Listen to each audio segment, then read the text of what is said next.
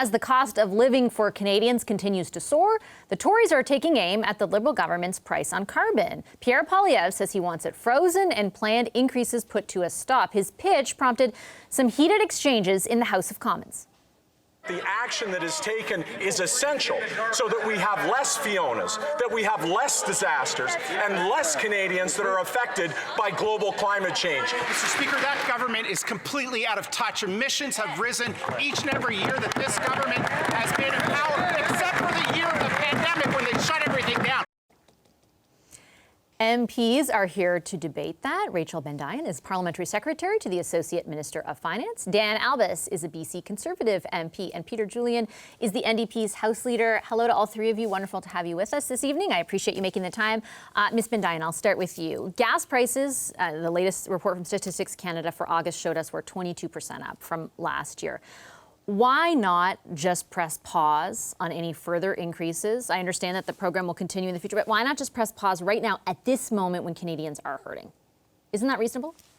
Canadians are hurting, and what you're saying would be really reasonable if we didn't have a climate rebate. The reality is that every penny that we collect through the price on pollution goes back to the jurisdiction that we give it, that we take it from. And so the Parliamentary Budget Officer confirmed 8 out of 10 Canadian families receive more in a quarterly rebate than they pay out at the pumps.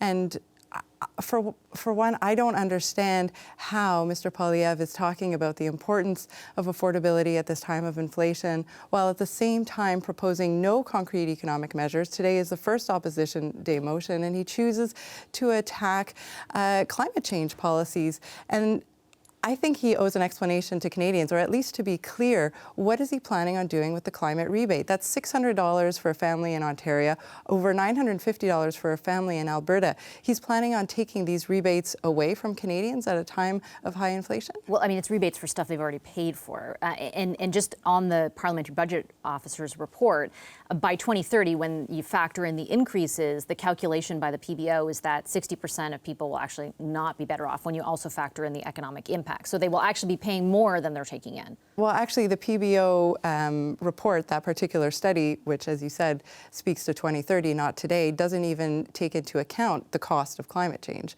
which is a real cost. But it does take in the other costs to people, like the cost transferred to Canadians, for example, the limited ability to spend because of money that they're paying on the carbon tax at that level, right? I understand it removes the climate change discussion from it, which is probably not a good idea and certainly should factor in. But writ large, it says 60% of Canadians are worse off by 2030 financially because of that. But you can't remove the cost of climate change. We're 48 hours since Hurricane Fiona hit, and we're talking about the devastation in Atlantic Canada and how much that's going to cost not only Canadian families, but also the federal government. So I think we need to be real with Canadians and say that we need a price on pollution. We need to fight climate change while we attack the inflationary spiral that the world is in, which is why we proposed to double the GST tax. Which the Conservatives and the NDP are both saying that they're going to support. Let me move on to Mr. Albas and put the question to you, Mr. Albas, about the cost of climate change, because I know that the concern that you're expressing here is around the additional costs Canadian will incur thanks to the price on carbon or the carbon tax. But if you put a price tag on, for example, BC after last year's floods, an estimated $9 billion. Insurance claims for Hurricane Fiona estimated between $300 and $700 million. The 2011 Manitoba flood, $1 billion there. Why aren't you more concerned about those costs? I wish I could hear your answer, but I think you may be on mute. We'll start again. Yeah, thank you, Vashti. And certainly we are concerned about climate change. But look, liberal carbon tax policy will not decide the decisions of major emitters like China, like India, like Russia, like the United States. And the United States is moving forward with their own plan to fight climate change that doesn't include a divisive carbon tax. So I was at COP26. I discussed many of these things with people from the UK, people from Australia. They're actually taking real action on climate change, and it doesn't involve a carbon tax. They don't want to see the price of everything to go up. And the governor of the Bank of Canada wrote to the Finance Committee and said that if the carbon tax increases from last year that brought it up to $50 a ton had not been there, we would have saw inflation at 0.4%. That's almost half a percentage down. So this is something that's directly under the government of Canada's control. And certainly we'd want to do so in an orderly way where if the carbon tax was frozen or was brought away altogether, altogether, then people would have their own monies. But for the parliamentary secretary to be saying that someone in Toronto that has subsidized public transit and doesn't have a car is somehow is better off, she's right.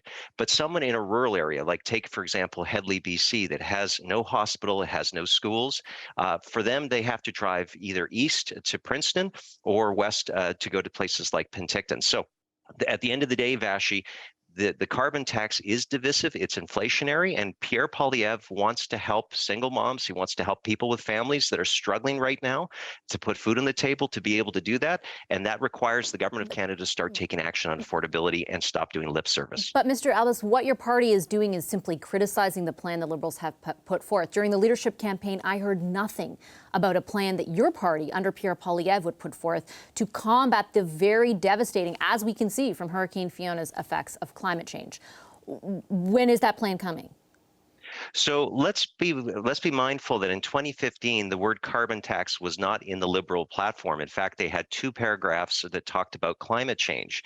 And then they skipped to 2019, where they promised, hand on heart, we won't have a carbon tax higher than $50 a ton. Now we're talking $170 a ton. So look, we are an opposition party right now. It's our job to criticize the government, particularly in a time where we have higher interest rates, high inflation, and our dollar is dropping, where Canadians are being squeezed more and more. So we are bringing solutions to the table that the government could take action right away.